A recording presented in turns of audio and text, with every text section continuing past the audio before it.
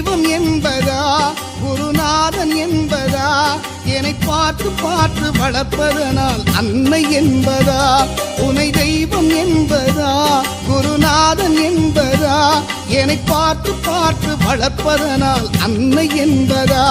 உனை கடவுள் என்பதா கருணை வடிவம் என்பதா உனை கடவுள் என்பதா கருணை வடிவம் என்பதா ஐயா ஞானதானம் தந்த உன்னை தந்தை என்பதா உனை தெய்வம் என்பதா குருநாதன் என்பதா என்னை பார்த்து பார்த்து வளர்ப்பதனால் அன்னை என்பதா